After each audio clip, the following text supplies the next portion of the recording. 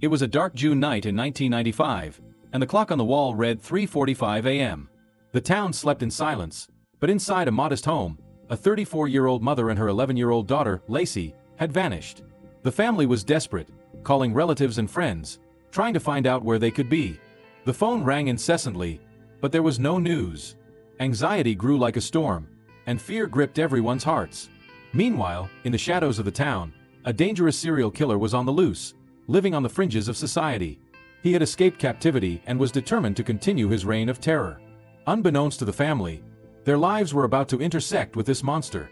That same night, a police officer entered the mother's office, a place that should have been a haven of love and safety, but now resembled a crime scene. As he surveyed the surroundings, taking photos to document everything, something caught his eye. In a dark corner, he saw something that made him freeze. Lacey was tied to a chair.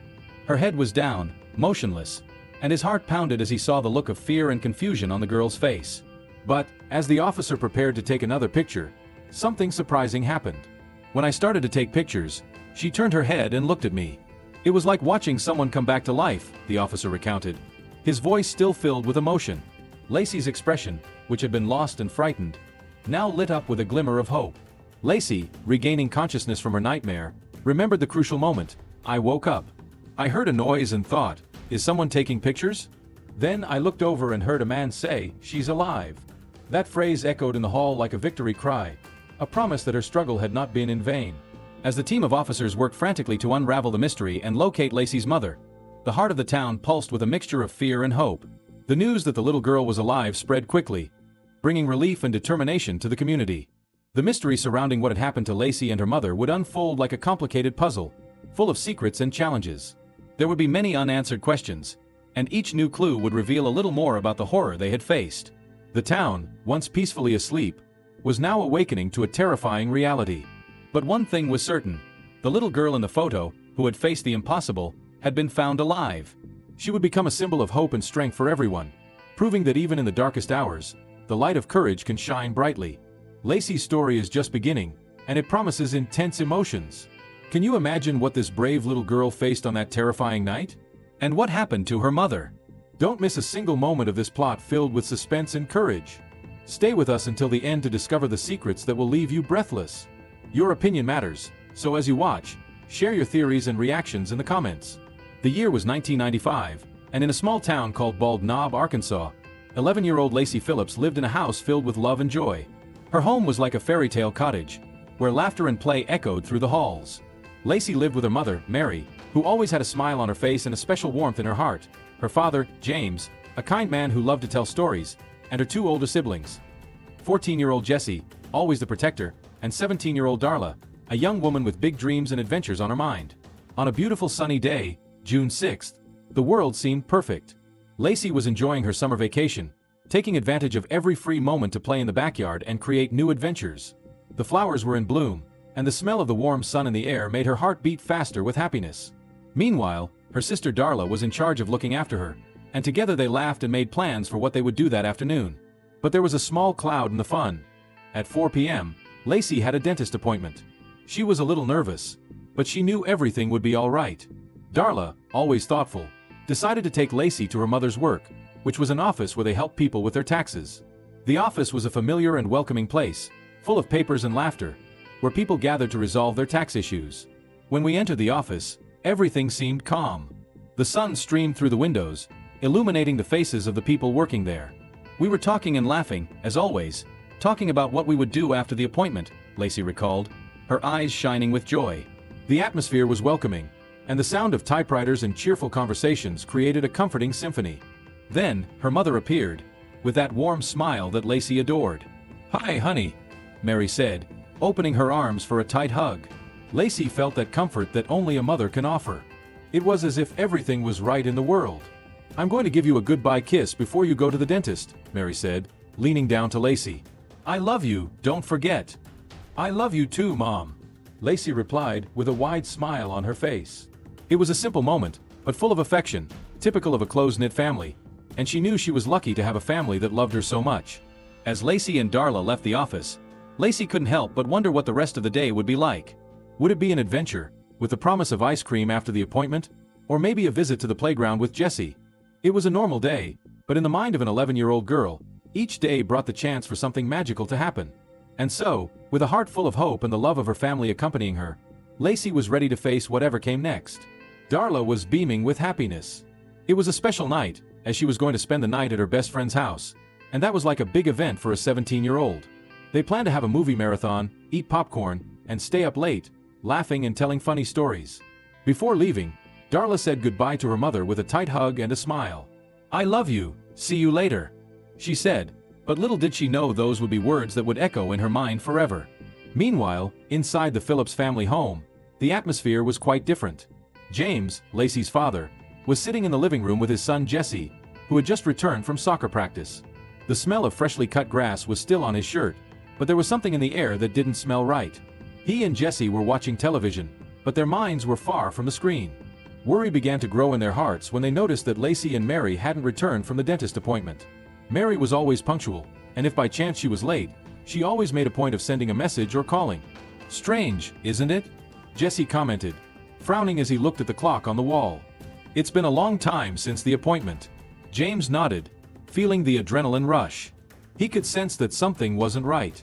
The sun was beginning to set, spreading shades of orange and purple across the sky, but the beauty of the scene couldn't calm the unease that was taking hold of him. As night approached and the lights slowly disappeared, worry turned into despair. "I think it's time to call the police," James declared, his tone firm but with a hint of fear. He knew something was wrong and didn't want to wait any longer. With a heavy heart, he and Jesse picked up the phone and dialed the emergency number. While the line rang, James tried to organize his thoughts. "You never imagined this could happen to you," he thought. When the police answered, James quickly began to explain the situation, trying not to let his voice tremble. "My wife and daughter haven't returned from the dentist. They went there at 3 p.m., and we haven't heard from them," he said, feeling the tension rise in his chest. The police dispatcher asked rapid questions, trying to grasp all the details. "You have a wife and daughter who haven't been seen or heard from since 3 p.m. "That's concerning," an investigator said, his voice revealing the seriousness of the situation. "We'll start a search immediately." Every second that passed felt like an eternity, and as James spoke, he looked at Jesse, whose face was now pale and his eyes wide. The young man was clearly scared, and James felt his heart tighten even more. The tension in the room was palpable, as if an invisible weight was pressing on their chests. James knew he needed to be strong, not just for himself, but for Lacey and Mary. He remembered all the happy moments they had shared as a family, and the image of his wife laughing and his daughter playing in the living room motivated him to act. The clock continued to tick, and with each tick-tock, the worry grew. James and Jesse looked at each other without needing to say anything. They both knew they needed to do everything possible to find Mary and Lacey. With the police on their way, hope still flickered in their hearts, but a sense of urgency began to dominate their minds. They were determined to find out where their loved ones were, willing to do whatever it took to bring them back home. Investigators soon discovered that Mary had gone to the dentist with her daughter Lacey and that she worked at the town's tax office. This information sparked a glimmer of hope, but also brought a wave of urgency. They knew they needed to act quickly because when someone disappears, every second counts. Time was like a clock that wouldn't stop ticking, and the pressure was mounting. One of the officers, a seasoned man named Detective Roberts, was assigned to go to Mary's workplace. He knew it was the last place she and Lacey had been seen and that they could be in danger. As he drove, his thoughts raced. He worried about what might have happened and if it was too late to save the mother and daughter. "I was at home shortly after midnight when I got the call. It only took me 5 minutes to get there," the officer said, his tone filled with determination. Arriving at the tax office parking lot, Detective Roberts quickly assessed the scene. To his surprise, the place was almost deserted. It was odd, he thought, because on a weeknight the office should have at least a few people working. Only one pickup truck was parked near the side of the building. The vehicle, even under the dim parking lot lights, seemed out of place, as if it were waiting for something or someone. This seemed suspicious. The detective's heart began to race as he approached the car. He wondered, could it be the missing mother's car? He looked around to make sure no one else was nearby. With a swift movement, he went to the vehicle and checked the license plate number. A wave of hope washed over him when, upon checking, he discovered the car was registered to Mary Phillips. This is a good sign, he thought, but quickly reminded himself that there was still much to do. The confirmation that this was Mary's truck meant she had been there, but where were she and Lacey now? The detective felt the urgency grow within him. He needed to call for backup and investigate further. With his cell phone in hand, Detective Roberts called headquarters and began to report his findings. He knew he needed all the help he could get to find Mary and Lacey. I need a team here immediately. Mary's truck is in the parking lot, but we have no clue where they might be, he said, his voice determined. While waiting for the other officers to arrive, he began to look around, searching for any clues that might have been left behind. The silence of the night seemed oppressive, and the tension in the air was palpable. He couldn't help but feel that every moment lost could be crucial. The town clock chimed the hour, and each tick echoed in his mind, reminding him that he needed to act fast. Lacey and her family story is just beginning, and you can feel the tension in the air, like a string about to snap. Each moment is charged with emotion, and hope shines like a light in the darkness. If you also believe in the strength of family love and are rooting for a happy ending, we want you to be a part of this. Leave a like on the video and help spread this powerful message. The officer approached the building entrance, his heart pounding rapidly in his chest. The night was silent except for the distant sound of crickets chirping and the soft whisper of the wind. He knocked on the door, and to his surprise, it was unlocked. This gave him a strange feeling in his gut, as if something was very wrong. Cautiously, he pushed the door open and entered, the darkness of the office enveloping him like a heavy cloak. The atmosphere was tense, and a sense of apprehension heightened his nervousness. As soon as he switched on his flashlight, the light cut through the darkness like a knife, revealing a messy and disordered space. Paperwork was scattered everywhere, and shadows danced on the walls as he moved. Each step made the floor creak, echoing amidst the silence, as if the building itself was whispering secrets. Then, something on the floor caught his attention, making him freeze in place. There, lying down, was the body of a young woman. Her arms were tied tightly behind her back, and her face was pale and bruised, as if she had gone through a great battle. The scene was horrific. It looked like she had been beaten. The officer's heart raced, a whirlwind of emotions mixing within him. He ran to her, his instincts screaming to check if there was still life. With trembling hands, he tried to feel a pulse, but there was no response. She was motionless, and the reality of the situation hit him like a blow. Even though he was a seasoned officer, with years of training and many crime scenes under his belt, he had difficulty processing what he was seeing. This wasn't just another statistic. It was a lost life, a story interrupted. The atmosphere was imbued with a deep sadness and a sense of terror. The officer, his mind racing, quickly called for backup, his nervous voice echoing over the radio as he asked for help. While waiting for the team to arrive, he knew he had to act. He began taking pictures of everything, focusing on every important detail, trying to capture the gravity of the moment in images that would tell a story he didn't yet fully know. Suddenly, as he looked at the scene, something caught his eye and made his heart race even faster. A trail of fresh blood led to a closed door at the back of the room. The sight of the blood made his stomach churn. He thought that perhaps the victim and the person responsible for the situation had fought in another room, and the urgency to discover the truth pushed him forward. Carefully, he approached the door, his breathing heavy as his heart pounded in his chest. He opened the door slowly, his hand trembling slightly. What he found on the other side shocked him even more. It was a small bathroom, just a simple place with a toilet in one corner and a worn sink in the other. But in the middle of the room, something paralyzed him immediately. A young woman was tied to a chair. She was slumped over, not moving, an expression of pain frozen on her face. Blood covered her, and it was evident that she had been brutally assaulted. The scene was heartbreaking, and the officer felt a mixture of anger and sadness inside. What happened here? He thought, as his mind tried to process the gravity of the situation. He knew he needed to act quickly and, at the same time, protect that young woman, who now seemed so vulnerable and scared. Every second counted, and her life depended on how fast he could act. With adrenaline coursing through his veins, the officer made an urgent call over the radio. "I need immediate assistance. We have one victim here and another tied up nearby. We need an ambulance and backup now." The determination in his voice reflected his urgency as he prepared to do everything in his power to save those lives and capture whoever had caused so much suffering. Investigators were in a race against time. They desperately needed answers about what had happened, but so far, they had no leads or suspects. It was like searching for a needle in a haystack. With no one who had survived to tell the story and no security camera footage, the chances of finding the culprit seemed increasingly slim. But then, as one of the officers was photographing the crime scene, something surprising happened. When he pressed the camera button, something caught his attention. When I started to take the picture, she turned her head and looked at me. I was in shock, as if I were watching someone come back to life. I couldn't believe it, the officer said, still stunned. The girl he saw was Lacey Phillips, a girl of only 11 years old. Against all odds, she was still breathing. Her eyes were wide open, and she looked directly at the officer, as if pleading for help. Without wasting any time, he ran to her and helped her out of the chair, trying to calm her down. even though he knew she was injured and needed immediate medical attention. But the only thing Lacey could think about was her mother. With a trembling voice, she asked the officer, "Where's my mom? Is she okay?" The officer, seeing the worry on the girl's face, tried to comfort her, saying, "Don't worry about your mom right now. The most important thing is that you're here with me, and I'm going to take care of you." He knew he needed to act fast, and the ambulance was already on its way. The ambulance arrived quickly, and the paramedics rushed to help Lacey. They took her to the nearest hospital, and as they transported her, Lacey drifted in and out of consciousness. She appeared to have suffered severe blows to the head and had strangulation marks on her neck. The medical team took her straight to the emergency room, where doctors began to examine her injuries. When the doctors looked at Lacey, they realized her jaw was broken and she would need surgery to repair her skull.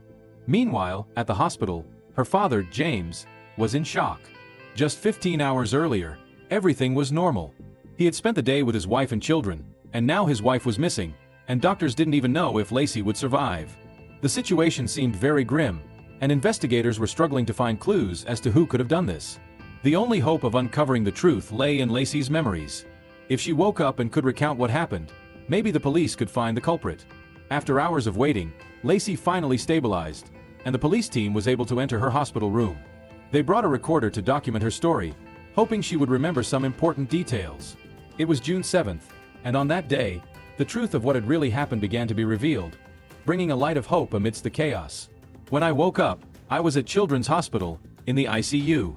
The doctors and nurses wanted to hear my story about what happened. I feel like everything from that day is so clear in my mind, as if it's a part of me, Lacey recalled, her voice soft. She began to tell her story to the officers, who listened attentively. With stunning detail, Lacey explained everything that had happened to her and her mother the night before. It was June 6th, and around 4 p.m., Lacey was at her mother's work, which was at the town's tax office. Her mom was finishing up the last tasks of the day before taking her to the dentist. They were almost ready to leave when, suddenly, a strange man entered the office. He came up to the desk, and both of us, my mom and I, kind of backed up a little, scared, Lacey recounted, her gaze serious. At first, Lacey and her mother, Mary, thought the man who entered the office was just another client. But they soon realized something was very wrong. He was wearing latex gloves, holding a roll of wire, and had a pistol in his hands. Suddenly, he pointed the gun at them and yelled that it was a robbery. Mary was terrified and rushed to protect Lacey, fearing what the man might do. But the man ordered her mother to come closer and began tying her wrists with a metal wire. The situation became even more frightening. Then, he looked at Lacey and told her to follow him to the bathroom. He forced her to sit in a chair in the middle of the room. So I sat down, and he tied my arms to the chair, behind my back. I started crying and said, "Please don't hurt my mom." He replied, "I'm not going to hurt your mom. I'm going to hurt you," Lacey explained, her voice trembling with memories. Then, the man took the butt of his gun and hit Lacey on the head. Everything went dark. When she woke up, he was already gone, closing the door behind him. Lacey was alone in the room, tied up and unable to move. But, after a few minutes, she managed to open her eyes again. "I was just looking around, and there was blood everywhere," Lacey remembers, her voice low and frightened. Lacey was desperately calling out for her mother when, suddenly, the bathroom door opened. She thought it was her mother coming back to untie her, full of hope. But, to her dismay, it was the man returning to the room, and he looked very angry. He was irritated because Lacey's screams could have attracted someone's attention from next door. Furious, he decided he needed to end this once and for all. He grabbed Lacey's neck and then left her alone in the dark room, leaving the office without knowing that the girl was still alive. Time passed, and as Lacey struggled to loosen her bonds, she grew increasingly tired. The only thing she could do was hope that someone would find her before it was too late. More than 12 hours passed, and Lacey was still sitting there, half awake. That's when she began to hear a faint noise, like a click. The sound grew louder and more frequent. "It took me a while to realize what it was," Lacey recalled, with a hopeful tone. "I wanted to move, but, my body wouldn't let me. So I just stopped and listened. And that's when I thought, is someone taking a picture?" She wanted to scream again, but all she could do was wait for someone to help her. Hope began to flicker within her, and Lacey knew she needed to be strong. Lacey turned her head, and to her surprise, she saw a police officer with a camera taking a picture of her. She could hardly believe it. Someone had finally come to save her. I just sat there for a second, just thinking. Then I said, "Can you untie me, please?" Lacey remembered, full of hope. The officer quickly went to her and helped her. As soon as the ambulance arrived, Lacey was rushed to the children's hospital. I remember people at the hospital were asking me all these questions, and I was trying to answer, but I just kept thinking, where's my mom? Is she okay? Where is she? And no one would give me an answer, Lacey said, her heart heavy. In the hospital room, Lacey felt confused and scared. Her older sister, brother, and father were there with her, bringing colorful balloons and stuffed animals to cheer her up. But even with all of that, Lacey couldn't stop wondering where her mother was. I really thought that maybe mom was in the hospital too, and that, maybe, she might be hurt, Lacey said worriedly, looking around. As Lacey sat in her hospital bed all day, knowing nothing about her mother, a strange feeling began to grow inside her. Finally, her father entered the room and approached her. He knelt beside her, wrapped her in a hug, and said, I just wanted to tell you that mom is in heaven, with grandma. Lacey looked at him and saw that he was crying. She simply replied, okay, trying to understand what that meant. The heavy reality fell upon Lacey. Her mom wasn't coming back. Meanwhile, the man who had done all of this was still out there. The little girl realized that she was the only hope of stopping that dangerous man. When the investigators came to her bedside, Lacey gathered all her courage and began to tell them everything that had happened, determined to help catch the person responsible for the pain her family was experiencing. And I described everything to them from head to toe, how he was dressed and what he looked like, Lacey said firmly. She told the officers every detail she could remember. Then suddenly, she remembered something very important about the man. He had a teardrop tattoo on his face. I'll never forget that, Lacey stated, as the investigators listened attentively, knowing that this clue could be the key to finding the culprit. Lacey was able to tell the sheriff that the man who hurt her had a tattoo on his arm and a teardrop under one of his eyes, one of the investigators said. As soon as this information about the tattoos begins to spread among the officers, they quickly make a connection. Jack Jones, a 31-year-old man, has the exact teardrop tattoo that Lacey described. He was known to the police for having done many wrong things, like robberies. But there's something they don't know. Jack is also responsible for the murder of at least 2 women and has been on the run for years. Now, thanks to what Lacey told them, the police finally have a chance to uncover the truth and arrest this dangerous man. An officer goes to the last house where Jack lived and manages to bring him to the police station, where he will be interrogated about the crimes he committed. Every time you talk to a suspect, you think, how am I going to get this guy to talk about what happened with that crime? What should I ask? A detective recounted. Surprisingly, when the officers talked to Jack, he began to speak freely, as if he had nothing to hide about what happened to Mary and Lacey. He was just telling his version of the story, the way I remember it, said one of the investigators. Jack explained that he suddenly saw Mary behind the office counter and decided he was going to go after her. He decided to come back later that day to do something very bad. Jack Jones' first encounter with Mary was on the day he killed her, another officer explained, with a serious look. Jack told investigators how he did a very bad thing. He said he cut the cord from the coffee maker and wrapped it around Mary's neck, strangling her with his own hands. He claimed he was seeking revenge because he believed his wife had been mistreated, and no one had done anything about it. It seems like he thought that if someone had done something bad to him, that would make it acceptable to hurt someone else, one of the investigators commented. Jack said his wife was hurt, but he forgot to mention that she never complained to the police. Because of this, the police were never able to confirm the stories he told. After Jack confessed everything and Lacey gave her testimony, on June 7, 1995, the police arrested Jack Jones. He was charged with raping and killing Mary Phillips and also with attempting to harm young Lacey. Now Lacey, her father, and her siblings could breathe a sigh of relief, knowing that the man responsible was finally in jail and couldn't hurt anyone else. Mary's family was deeply saddened by her loss, but they knew the fight for justice wasn't over yet. It was important that the man who did this never hurt anyone again, so they needed him to be found guilty in court. Jack Jones' trial began in April 1996. The jurors heard all the evidence and even listened to the recording of Lacey's testimony at the hospital. After seeing all of this, they decided that Jack was guilty on all charges. The judge decided that Jack would be severely punished. He received the death penalty by lethal injection for the murder of Mary. In addition, he also received a life sentence for rape, plus 30 years for attempting to kill Lacey, and had to pay a fine of $15,000.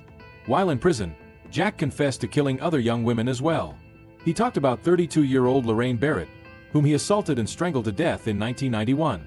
And years later, in a letter to his sister, he confessed to killing 20-year-old Regina Harrison when he was just a teenager in 1983. Investigators were able to link these 2 murders to Jack using DNA evidence found at the scenes of the crimes. Years passed, and Jack Jones was still in prison, awaiting his death sentence. Lacey, in turn, was on a long journey of healing, trying to rebuild her life with her family, but always remembering her mom. It's a very difficult process for me. I miss my mom so much. She was taken from me too soon. Her smile lit up everything around me, Lacey says, with longing in her eyes. As time went on, whenever Jack Jones had a chance to get out of prison, Lacey remained firm and strong. She wanted to give her mother a voice and remember the other people Jack had hurt. I've been here before. This isn't the first time I've come to this hearing. I remember when I said I had a 4-year-old daughter. Now, my daughter is 11, the same age I was when mom was taken from me and my family, Lacey shares during a hearing, showing her strength and courage. My love for my mother, the respect I have for her, and all the memories I hold dear will always be with me, and no one can take that away from me, Lacey says, her voice firm and her heart full of emotion. She looks out the window, where the sun is shining, making the flowers in the garden seem to dance in the wind. Each vibrant petal reminds her of the happy moments she spent with her mother, moments that will remain eternal in her memory. Today, Lacey is married to a wonderful man who loves her unconditionally, and she is a loving mother to her children. In the busy routine of daily life, between laughter, games, and bedtime stories, Lacey has found a new joy in life. However, even with all the happiness that surrounds her, there is a part of her that always cherishes the memory of her mother. She learns to cope with the pain of the past by sharing stories about her mother with her children, telling them about the contagious smile that lit up any room and the way she always hugged her tight, making everything feel safer. You know, Lacey says, her gaze lost in memories, we live the life we're given and try to make the best of it. I'm very proud to have my mom, and she was very proud of me too. A smile shines on her face, illuminating her expression as she recalls simple moments, like cooking together, dancing in the living room, and laughing until their stomachs hurt. Lacey remembers one especially beautiful day when her mother took her to the park. They ran together, felt the cool grass beneath their feet, and Lacey recalls how her mother lifted her up so she could reach the highest leaves on the trees. You can be anything you want, Lacey, her mother always said, with a bright look of love and support.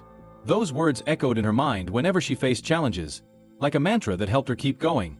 Now, with her own children, Lacey strives to pass on the love and strength she received. I just need to keep my head up and remember the things that make me happy, like my husband and my children, who will always be by my side, Lacey concludes, full of hope and love. She watches her children playing in the backyard and feels her heart swell with joy. Each of their laughs is like music to her ears, a reminder that even after pain, life is full of love and new memories to be made. And so, with gratitude and a serene smile, Lacey moves forward, honoring the memory of her mother while building a bright future for her own family.